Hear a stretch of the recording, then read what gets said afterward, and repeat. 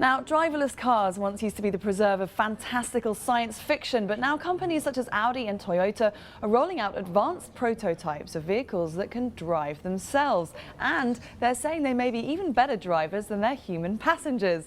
Mike Ramsey is a Wall Street Journal reporter in Detroit. He's with the News Hub now to tell us more. Mike, good morning.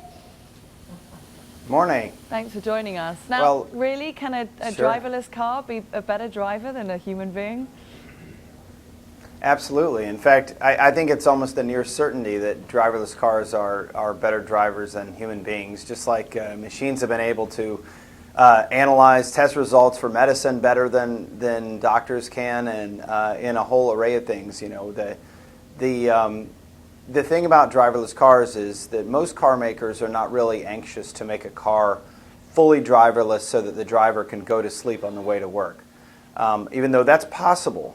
But what they're doing, and these systems are already in cars now, is making cars semi-autonomous, where the car might take over for short periods of time, drive you and stop and go driving. Yeah. We're seeing the parking. Yes, is it likely absolutely. to be an area that we use? And is the idea then just to increase accuracy when it comes to things like parking? And you know, if you were driving on the motorway and, as you said, you were a little bit sleepy and you were worried, you know, on the highway, and you were worried that you might be falling asleep, could you kind of put your car into drive yourself mode and hope for the best? Well, you know, I think that's I think it's possible. You can't do it now, but certainly there are safety systems that along these lines they will warn you. The lane departure warning systems, if you're starting to veer out of line, some systems will pull you back straight.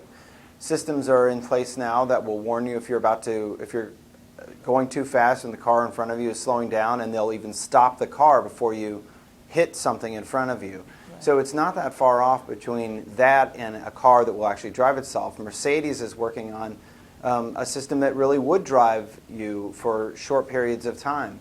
And more interesting than that is that the federal regulators, David Strickland, he seems to be not that opposed to the idea of a fully driverless car, one that would, you know, potentially have societal benefits, like seniors who aren't able to drive anymore being able to get in a car that's driverless, and it would take you to the doctor or the grocery store. To say nothing of all those people who want to tweet and text while they're on the road. No, I'm kidding.